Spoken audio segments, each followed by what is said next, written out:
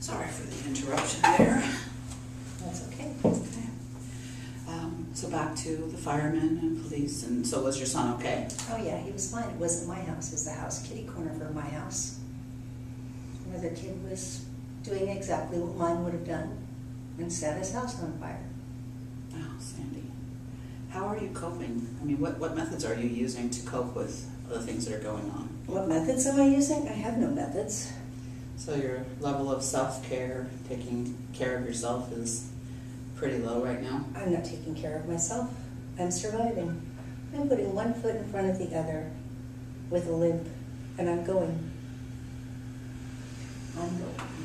Well, you know, you might not think that you're coping, but I just heard you say that you're surviving, and that in and of itself is coping. You are a lot stronger than you give yourself credit for. It takes a strong person to be able to try to support their children through the horrific effects of drug abuse. I'm surviving until I think I want to kill myself, but, you know, when that happens. Okay, so things have just taken a little bit of a turn, and I'm now a little bit more concerned for your emotional well-being than I have been in the past. And whenever I hear a client say that they are thinking about hurting themselves, there are some specific questions that I need to ask you. And I'm going to begin that process now. You said that you're thinking about killing yourself. Have you decided how you're going to do that? Do you have a plan in place? I don't have a plan in place. I don't have anything in place. So you don't have weapons around your home? No, I don't have weapons. I don't know what I would do. I've thought about just walking out in the woods and just staying out there and not coming back. Or, I don't know, feels like I could walk off the end of the earth. So mostly you might be a little bit more frazzled, and this is a metaphorical kind of a thought process, because I'm not hearing that you really want to harm yourself. I don't really want to harm myself, but it's there.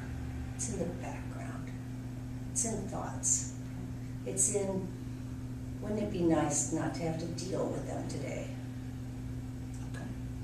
So do you think that between now and the next time we meet that you can promise me that you won't do anything to harm yourself until you at least speak to me? Oh, I won't do anything until I talk to you. Okay. I would talk to you. I'm pretty sure I would reach out before I got to that critical point. I might take myself up to the hospital or something. Okay. So you have some good coping skills there and kind of know what you need to do, even though you think that you're not necessarily taking care of yourself, you still have some pretty good coping skills going on there. At this moment in time, I do. Yeah. It's a day-to-day thing, I know, with addiction, isn't it? It is. Sometimes it's not even day to day. Sometimes it's hour to hour. So I feel pretty comfortable about moving back to our previous conversation and help you develop some strategies that might get your son back into treatment, but also to give you some peace of mind and take care of your health. I saw when you came in that you're using your cane again. Yes. So is that because you're running on empty, not sleeping, not taking care of your injury? Well, working too many hours and going up and down steps and working on a concrete floor, having to carry a 40-pound bag, yeah, I'm probably not doing the best I could to take care of myself, but I have to support myself. I understand that, but one of the reasons why your company hires individuals like myself to provide employee assistance is to help make sure that their employees stay safe and stay well. So I would like you to schedule a meeting, and if you need me to facilitate that with your supervisor, I will. And if you feel more comfortable just meeting with him one-on-one, my suggestion would be to you, you need to let him know that you're not all the way healed yet. You are eligible for FMLA, and I know that you've used some of that in the past when you did have your surgery. Yeah. And we are more than happy to put you back on modified duty, Sandy. You know, you need to be a valuable team player for as long as we can have you, and we can't do that if you're not able to walk. So could you schedule that meeting, or would you like me to help you with that? That'd be good if you'd go in and help, because they come up with creative ideas, and in the long run, it doesn't really help me.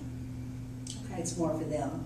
Okay, so we'll schedule that meeting, and I will let you know through your Okay. supervisor as soon as that meeting is scheduled. And then,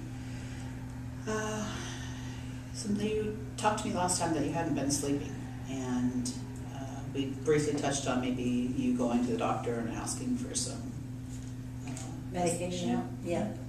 And I did, How'd that work for you? I sleep for probably 2 hours with the medication.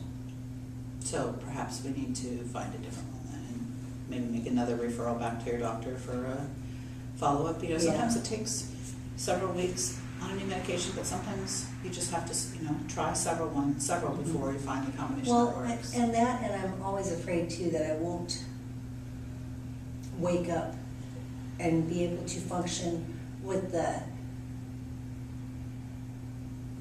with the brains that I need to have to do my job and drive to and from work with taking medication to help me sleep, because I'm only going to be able to sleep for 6 hours tops. Okay.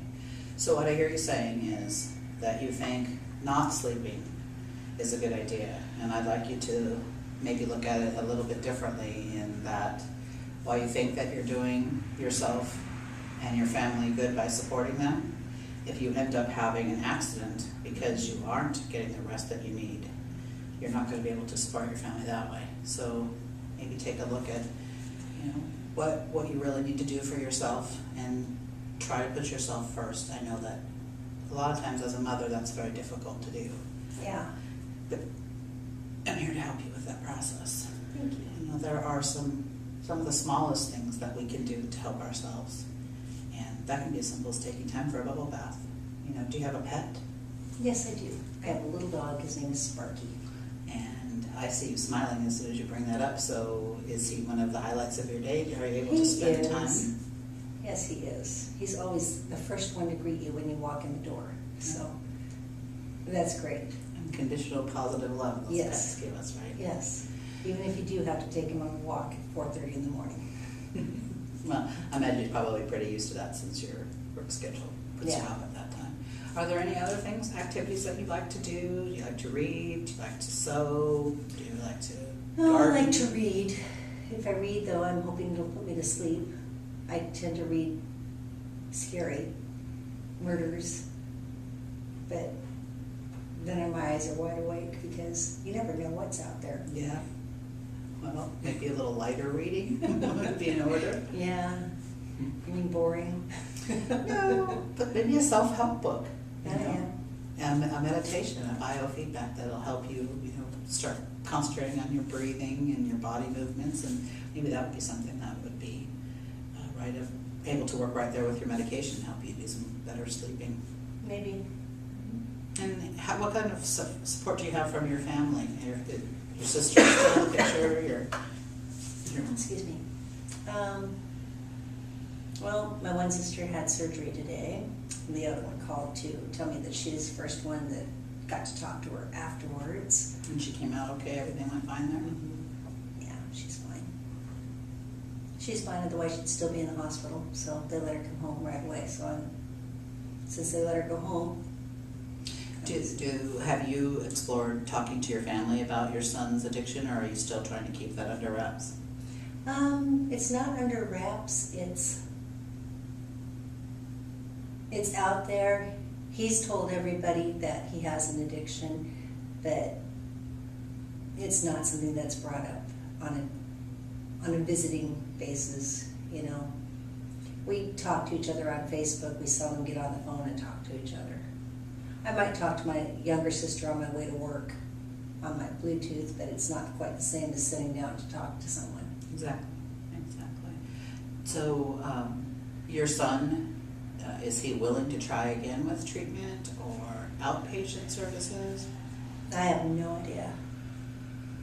I bring it up, he shoots me down, so I'm thinking it has to be on his terms, or it'll be on the court's terms, and he'll get caught and have to do it. that might not be such a bad thing. Yeah, You know, at least you know he was safe and warm and fed and not using. yeah.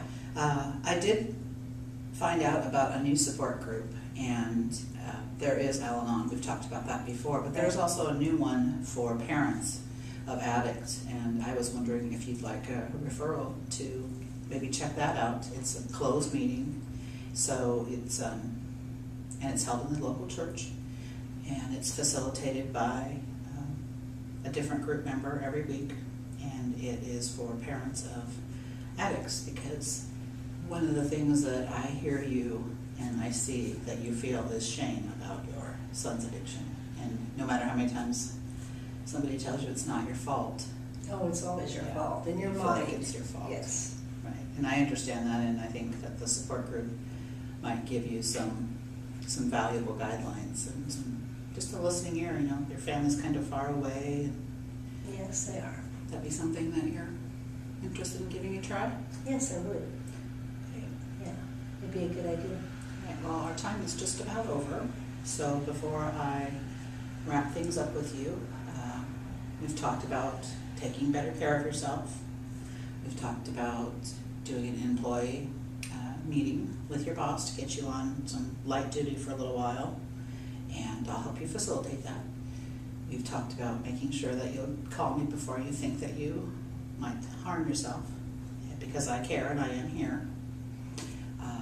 And then I've offered you some suggestions for some self-care that maybe you hadn't thought of before, but I want to make sure that there's nothing else that you want to bring up that I haven't touched on. No, I think you've pretty much covered everything, and I feel a lot better just getting it out there, just talking to someone. Yeah, I'm glad you feel that way. And I can schedule an appointment for you on the way out, or you can give me a call, whatever's convenient for you. Okay, I think I'll schedule it on my way out. All right, and I will make sure that your supervisor gets a meeting scheduled. And would you like me to be at that meeting or just set it up for you? I'd like you to be there. Okay, I'll do that during your lunch hour or your second break, and we'll see what we can do. Okay, All right, Sandy, thanks for coming in. It's good to see you. it's good meeting you, Stephanie.